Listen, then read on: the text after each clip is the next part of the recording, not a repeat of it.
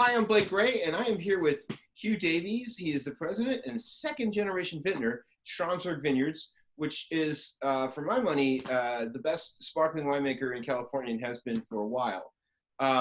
Hugh's story is also very interesting to me because it's kind of the story of modern Napa Valley.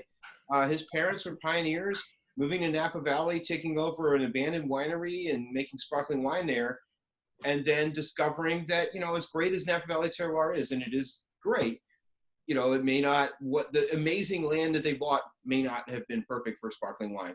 So I've got some of Schramsberg J. Schram, which is their top end Chardonnay based wine here. And Hugh's got some too, and we're going to enjoy some of this while we talk. So, so Hugh, tell me about the story of your parents moving up and buying this old winery in Napa Valley. So thanks, Blake, for having me on and for reaching out to me. My parents started in 1965. So here we are 55 years ago.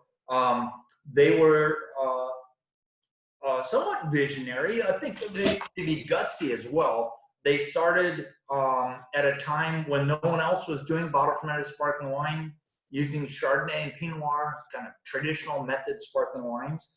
And they really shot for the top of the pyramid, I think was my dad's expression that he would often use. He wanted to, he thought, there are some really big producers out here, big companies that will make the volume.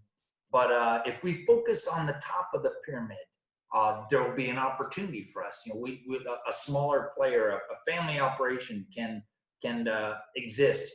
My parents came from Southern California. Their parents, my grandparents on both sides, were not wine drinkers. You think back to that time, boy, in the 50s, the 40s, wine wasn't what it is today. Cheers, by the way. Cheers. Health. And that notion to your health is an expression that has special resonance today, yes. this week. Stay healthy. But they were very motivated. They met in San Francisco. It's kind of interesting story. My dad went to Stanford. My mom went to Cal. They were both single, living in San Francisco. My dad was in the marketing business, particularly with aerospace and it was that time period in the early 60s when aerospace and rockets and planes were emerging in California. My mom, meanwhile, had an art gallery on Broadway Street in San Francisco, which you can probably appreciate. So imagine you might like to meet a gal actually in 1959 who had a painting gallery on Broadway in San Francisco. It's basically North Beach. So she was pretty hip. He was a little older and traditional, I think, in terms of like a young business executive. But they met. And then 5 years later, they would buy this old property in the north part of Napa with this particular vision, and then just work really hard for decades, really, to build a brand. And here we are 55 years later with something that is special not only for us, but for lots of customers that we have become friends with over all this time. I remember your mom telling me once about chasing bats out of the winery when they started. She was not happy about it. Bats have a bad name right now too, but there's still definitely bats in the rafters of some of the old buildings here at Schramsberg. For people who've not been, it's a unique property tucked away in the hills between St. Helena and Calistoga on the western side of the Napa Valley, and somewhat isolated in the forest. And so we're surrounded by all kinds of critters. They're still here. Yeah, and it's got this sort of a little bit of a like a German / Disney castle look feel to it, the property. Hopefully not the Disney castle. Sorry. I would say, but so this was a property established in 1862. The Schramsberg does have German heritage, and so the original founders of the Schramsberg property were the Schrams, and they're immigrants from Germany, arrived in Napa Valley in their 30s, in the 1860s, and carved out patch out of the forest in the hills between St. Helena and Calistoga and established what was the first hillside vineyard in Napa Valley. Now 158 years ago. I mean, it was a long time ago, but they, over the course of 50 years, built a brand, established a property with vineyards, caves. Some of the old redwood buildings that were erected back at that time are still here.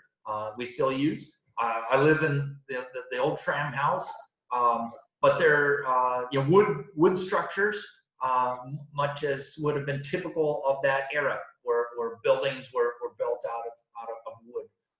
We do have some nice stone foundations that date back to that earlier time as well. And gradually, we've added some other buildings on the property. Now let's talk about the terroir, Diamond Mountain. I mean, your folks bought, I'm assuming they bought it because it was a nice building, and at the time that they bought it, people weren't really looking at sub-regions of Napa Valley in particular. So you got this land on Diamond Mountain, which ends up being incredibly valuable viticulturally, but not for sparkling wine. Exactly. I think my parents, what brought them to this particular site, honestly, as the story is handed down to me, I was born after they arrived here, but a realtor, knowing what they were looking for, knowing they were interested in making sparkling wine in this traditional method with bottle fermentation, etc., thought, hey, there's an old property towards Calistoga, abandoned at this stage as a winery, but with a really unique set of caves. You might like the caves. You might want caves for storing these bottles. And so that was kind of the thought. And they were presented with this property. It had a German name, Schramsberg, almost sounded a little bit like a champagne house, if you will, if you think of Roderer and Taringer and Bollinger and Krug. So they Schramsberg, okay, good. And so they jumped in at the moment, not necessarily knowing that this would ultimately be better ground for growing Cabernet. The hillside Napa Valley Cabernet is king, right? And so we have gotten better and better with our sparkling wines as we've evolved, working with vineyards further to the south today in the Carneros district, and to the west of us out towards the coast. So we do quite a bit in Marin County, up the Sonoma coast, and into Mendocino's Anderson Valley. And so a lot has changed, certainly over these years. What makes it important to get the sparkling wine grapes from those areas? Cooler climate, the coastal climate. And so if you live in San Francisco, I think you do, so you would appreciate, but someone who might be listening, it's the proximity to the ocean. We don't think of California as being cool. Sometimes I think even serious wine folks think of California as being a warmer region than some of these French regions. But the Pacific Ocean is like 7,000 feet deep, just 5 miles off of the coast, right? That water is 60 degrees. People don't swim in the ocean.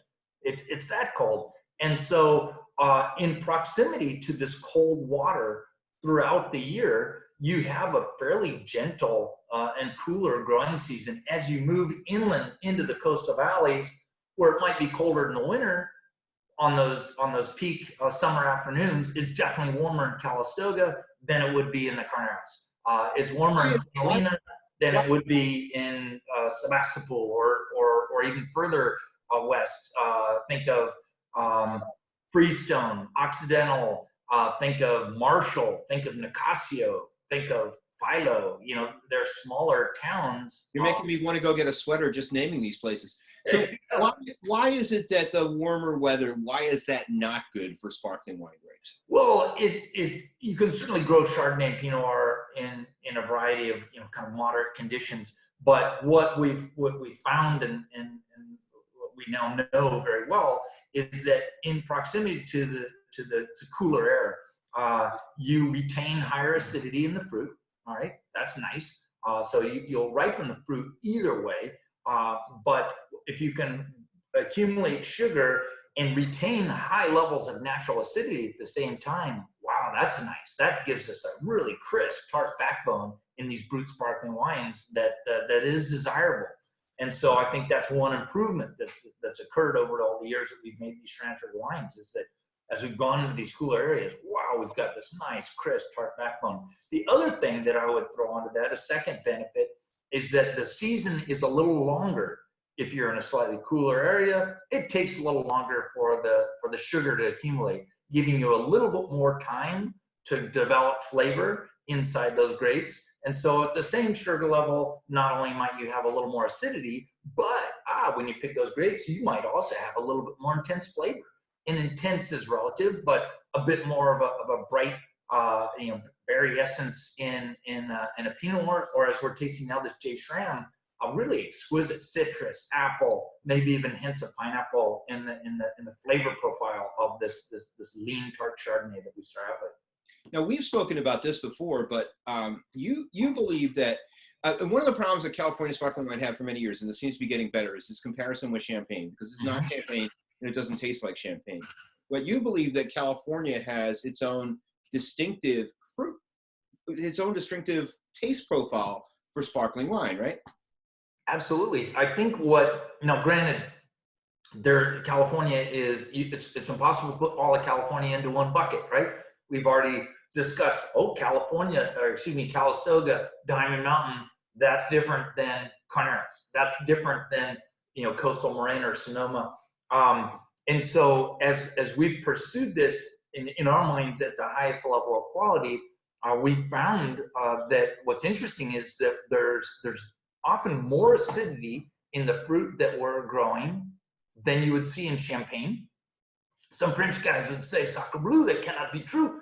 I would say that myself. There you go. It happens. And not only that, there's no chaptalizing.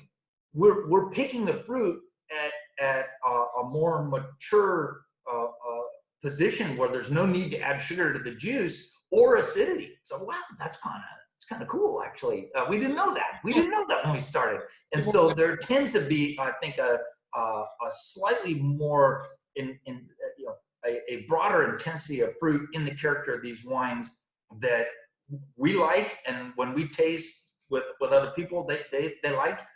There are French people making sparkling wines in California, right? I mean, they obviously like it too, right? Obviously likes the terroir here, yeah. And I love Roederer. I love Roederer's wines of both kinds. And this is the thing. I'm not saying. I mean, I love champagne. I'm not saying Absolutely. You're good champagne. Nothing wrong with it. They're just different. But it does strike me that California wines, like California Cabernet, which we're going to talk about in a bit, California sparkling wines are just more of a fruit-forward profile. And when you read tasting notes of champagne, it's interesting because it's very chalky. They're growing these chalky soils, the famous thing. But they're like, tremendously austere taste of chalk, $300, and don't get me wrong, I drink that wine. I'm a wine geek. But as you say with this, I'm getting. This is a 2010, so it's a nice lot of wine. One thing that's cool about these wines is, you've got, this is almost a 10-year-old bottle. That's beautiful fruit and layers of flavor. Right, and that's what I'm saying. That's pretty cool. You don't necessarily get from champagne, and it strikes me that Americans like fruit in their wines. My sense is that this is a style, though, as well. Granted, it's got some age to it, that will really appeal to the champagne fan, right? The person who loves the toast and the autolytic character that comes from aging in contact with yeast. This is a low alcohol wine that has really high acidity, right? But it has great depth of flavor. And so there are I think there are champagnes that taste similar to this wine. There are other champagnes that may be quite different. I do think it's interesting to explore that, with people who are even really into bubbles. Sometimes we forget about Chardonnay. This one's a Chardonnay, right? Sometimes we work with Pinot Noir, and then we make a Pinot Noir brut style that is very different. But sometimes we more quickly think about, is it from Champagne or is it from somewhere else? And frankly, the Champagne made from Chardonnay is a bit more similar to this California sparkling wine made from Chardonnay than it is to the Champagne made from Pinot Noir. Yeah. In another way, where the Champagne made from Pinot Noir is actually kind of like the sparkling wine made from Pinot Noir somewhere else. a red Burgundy is more like a California Pinot Noir than it is like a white Burgundy. True. And so even though sparkling wine might be white, whether it's made from Chardonnay or Pinot Noir, hey, wait, let's not forget about the varietal. That's important. And so anyway, this one's made from Chardonnay, tends to be a little bit more lean and brisk than the styles where we make from Pinot Noir, and there's a little more richness and depth. It can still be quite tart and austere, but this is a 2010, and this is a current release. This isn't something that you don't release this wine until it's 10 years old, and that's in the American wine industry, that's pretty unusual. It's pretty unique. Certainly at the top level of quality in Champagne, those would also be wines that might be 10 years old upon release. Some are older, and we too will do some special releases of wines that may be 20 years old. It's kind of a fairly rare concept, but something that we've been exploring and finding there's some real interest in that. They tend to be relatively expensive wines. Hey, you're gonna age it for 20 years, you gotta charge something for it. But so this is one of our very best selections. The Schramsberg J. Schram typically represents 2-3% of our production in a given year, and we do wait 9-10 years before we sell it. It's tasty, and I'm glad we're doing this because tonight we're going to have we're not going to, I can't drink this whole bottle right now. Oh, if give me time, and I will. But we're going to have a little stopper, bottle stopper. I do. Oh, and by the way, brief thing. Let me see your glass. A lot of people don't know this, but I like drinking sparkling wine out of a white wine glass. What are you drinking that out of? So this one is kind of cool. I'll actually refill it, but what I like about this glass, when we taste out of these, I'm in the room called the tower room where we do our tastings. But I would typically pour, this is the way I do it anyway, I pour about that much. I like the fact that it comes to a bit of a point here at the base, but it bowls out. It opens and then it does close at the top. And so from the standpoint of pulling out the aromas, this particular glass works really well. If it were a triangle that came out and just flared out and stopped, would not work as well. If it were just a little tighter straight up and down, that wouldn't work as well. But from our perspective, this particular glass actually it works pretty well. You can taste it in this glass too. I don't have a problem with that one. But this is the one that we for our like professional tastings, when we're blending and tasting blind for sparkling, we kind of like this one. But the thing that strikes me is that neither one of us has a flute. So people are in restaurants are often pitching these tall, thin glasses, and the sparkling wine is more beautiful because you can see the bubbles. But for the aromas and the flavors, you want. I mean, I defer. That's the perfect glass. I like to coat the whole inside of the glass with the liquid, whether it's this kind of glass or this kind of glass. Then when I take the aroma, whether it's a sparkling, a still wine, I like to coat that entire inside of the glass, and bam, you open it up. You open up the wine in a fairly profound way. If you simply just pour a little bit and did not do that, you get a lot of the headspace above the liquid. But if you pour and as I was trying to show for the camera, allow for that liquid to completely coat the inside of that glass, you can really enjoy, in this case, the baked apple, the little bit of the tart pineapple essence there, some of the beautiful caramelized tones, pastry-like tones. I'm getting hungry. Well, let's move on to what you planted when you decided. I guess your father and mother made the decision. We got to stop Chardonnay and Pinot Noir on Diamond Mountain because it's not the right place for it, and Cabernet is king. So then you decided you're making this. So we started with the replanting on our home property in '94. The notion of replanting kicked around a little bit. Sometimes the idea appears and then it might take a little while to muster up the courage to finally pull the trigger and actually do it. It wasn't the vision that my parents initially had for this property, and I think there was some concern that how can we make this sparkling wine in this property that's made from grapes that where none of the grapes are grown here. We already had a range of vineyards that we were working with, including sites in the Carneros and the Anderson Valley by the time we did pull that trigger and replant. But we called the one J. Davies. We named it after my dad, Jack. We had the J. Schram Wait, earlier. your mother, Jamie. Come on, it could be Jamie Davies. It could. Now, there is another bottle. I don't have it here with me, the J. Davies Jamie. And so the J. Davies Jamie is the special select J. Davies cab. And so that one makes it 200 cases. It's a more expensive wine. That's Yes. My mom, she gets the top shelf. Absolutely. But before we had the Jamie, we did the J. Davies. So you may recall, going back in time, 94, we started replanting.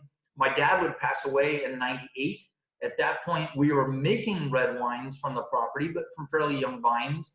And then it was the 2001 that would be our first, our inaugural release, that vintage. And so we bottled about 500 cases of that wine, and we released it in 2004. So interesting to think, 10 years after we planted the vines, we sold the first bottle to give people who are interested, maybe jumping into the wine business, a reality check. Hopefully that sounds like fun, right? And then from there, now we've been doing it for 16 years. So this is our 16 vintage, which is the current vintage. Diamond Mountain is pretty special. I mean, you have the one famous neighbor.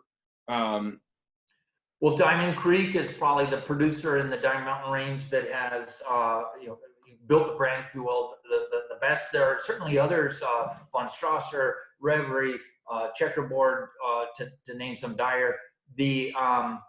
But relatively small producers. Diamond Mountain District is actually only 1% of the overall Napa Valley, planted vineyard land. So it's a relatively small pocket, smaller certainly than Rutherford or Oakville or St. Helena or Carneros, et cetera.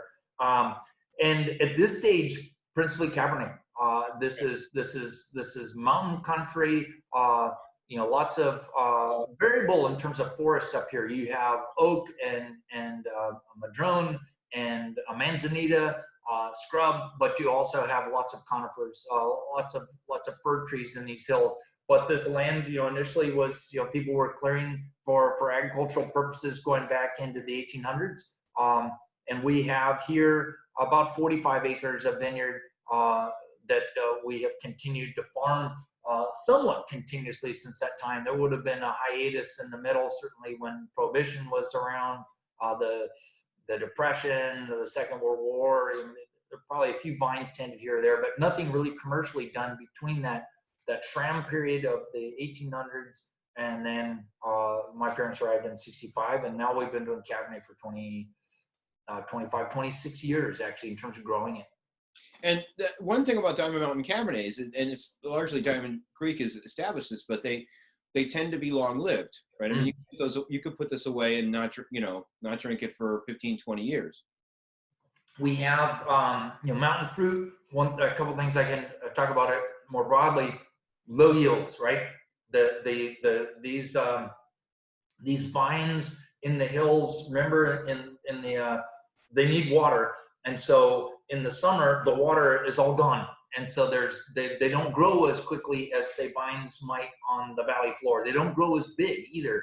And so with that, the size of the clusters tends to be small. And so in that small cluster, small berry, a little more tannin, a little bit more skin to juice ratio, if you will, concentration of flavor, which is beautiful. We have to be careful with the tannins. We don't want to make it so tight and hard that it can't be approached in its youth. We like the fact that this will give us the potential for long aging, but we're careful to not too heavily extract as we make these wines, so that we do have some very attractive resolution of tannin on the palate. And I think you find that in the 16. We also work with Malbec, which is an interesting blender. Doesn't tend to be as well too. What's that? And you have Petit Verdot in this as well. Little Petit Verdot as well. The Malbec in the J. Davies always at a higher percentage, 10%. I think in this particular case, it is actually 10%. There are some where we've done more, where you might get as much as 15% in a vintage of JDs of the Malbec. But the Malbec delivers this beautiful dark fruit, dark berry essence of fruit, without as much firm tannin. It's interesting, you also pick it earlier in the season, often a month before the Cabernet. We'll start picking some Malbec. It has the beautiful ripeness of flavor at a lower sugar level as well, which is kind of interesting. And so we found that to be a really helpful element to work with in I don't want to say taming the Cabernet, but bringing about some exuberance and some brightness to it without packing it further with tannin. And making it more approachable at a younger age, because I say you could put this away for 20 years, but we know people aren't gonna. So I think for all of us who make wine, at the high end of quality, we're interested in making wine that will it's got to be delicious effectively upon release, but it also needs to promise some aging potential. And so we feel that happens with both our sparkling wines and our red wines, absolutely. And that's part of the mantra, part of our mindset as we craft these wines, is that we want them to show well when we release them, for sure. It's got to happen. There's got to be that immediate gratification, but then there also wants to be that promise of aging potential. And I think you'll see that in this wine. Well, I won't, because I opened it already. I'm going to see it later tonight. Well, then you have to get another bottle. You got to get another bottle. So I know some people selling bottles of this wine, actually.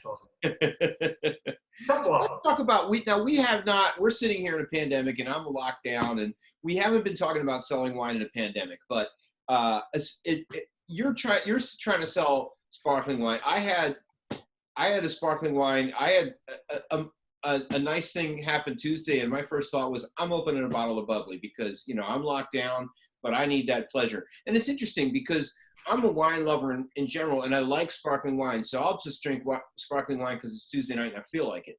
But at the same time, there is that, for everyone, wine lovers and the general public, there is that celebratory feel. Is it more difficult now? You're trying to get this message, hey, drink sparkling wine, this is delicious, but the world is in this, Well, it's interesting. I think that fortunately for those of us who make sparkling wine, the market's evolved. There was a time, I think, for much of my life, where the demand for sparkling wine was less. It was a product that was more specifically associated with celebrations, weddings, birthdays, holidays, etc. And what's happened as the demand for sparkling wine has grown, and it's pretty cool. It's effectively tripled in the last 20 years. So there's been some nice growth. A lot of Italian Prosecco, a lot of French sparkling wine, California sparkling wine. The whole market has blossomed. And as that's happened, we realize it's not because people are celebrating more. It's because there's a growing population that drinks sparkling wine regularly.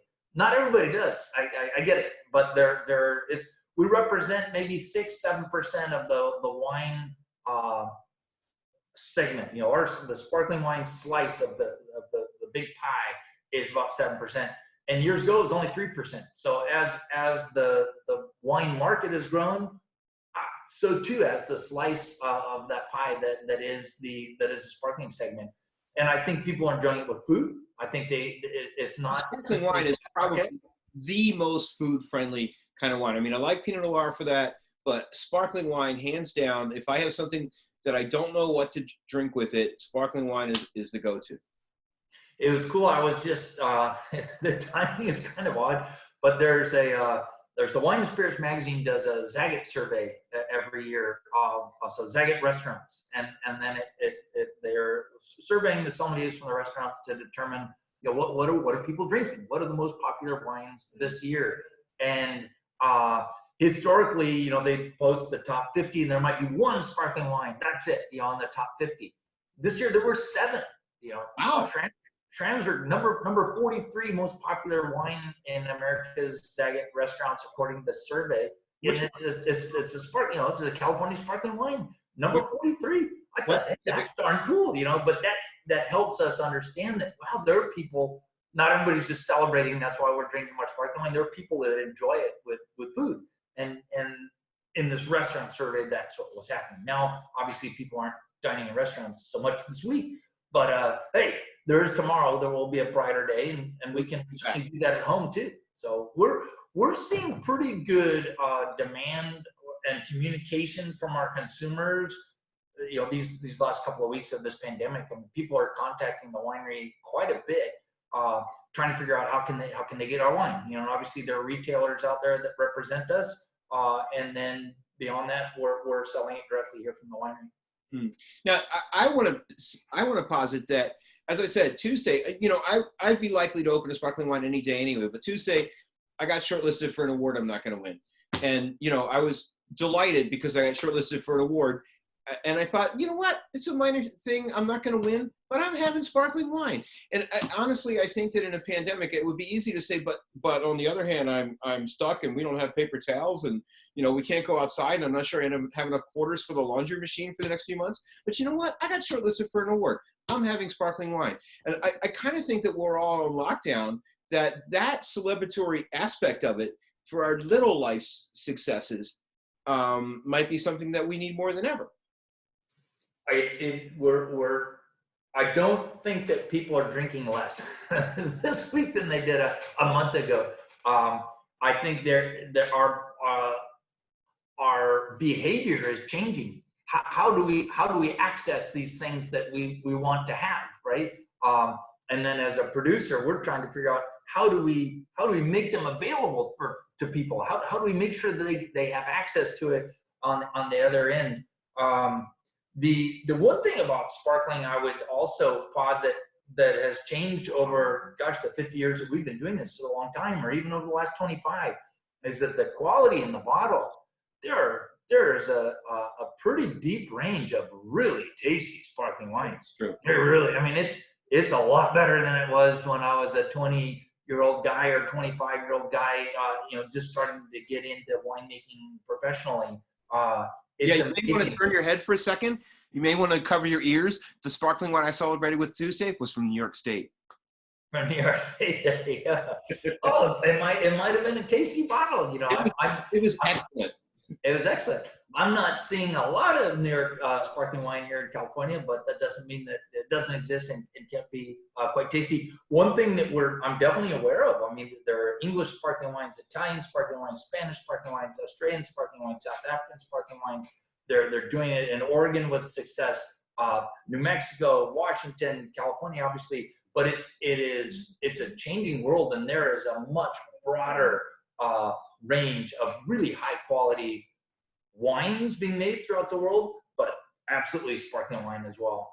And I think that probably doesn't want to be discounted as we consider, why are people drinking more sparkling wine? Oh, because it tastes good, right? Because it really tastes good. And that's helping, right? It's not model glue and kind of sweet and bitter at the same time.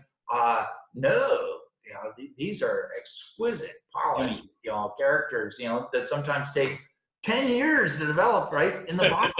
Pretty cool. I know everybody doesn't do that, but there's more of an interest and a fascination and appreciation for that than there's ever been before.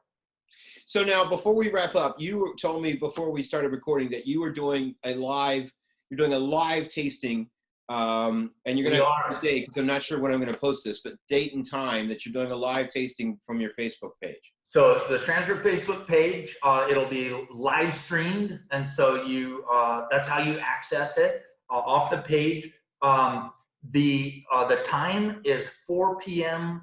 Pacific time and 7 p.m. East Coast time. And what day is that? We'll be in our kitchen. What time? What date? Friday. What is it? April 3rd. Friday. I know the days are all running into one another. Today is March 27th, Friday. This one's going to be April 3rd, Friday, 4 o'clock. And Monique, my wife and I will be in our kitchen and we're going to have the Late Disgorge Blanc de Blanc, 2008, be kind of fun. And then on the other glass, we'll do a Cabernet. So we have one sparkling and one Cabernet. The Cabernet we're going to do is our Davies Napa Valley Cabernet. So we do work with a little range of other Napa Valley Cabernet sites today. And then we make one that's a kind of the master blend. And so that'll be, those two wines will be in that tasting room. Cool. Well, thanks for having this tasting with me here today. Thanks for sending me the wines because my wife and I are going to drink the heck out of this. And I'm going to do the same thing. I've got 2 nice bottles to take home for dinner. Absolutely. Nice. All right. Thanks, Hugh. Going to stop the recording. Thanks for listening, folks. Cheers. See you next time. Thank you.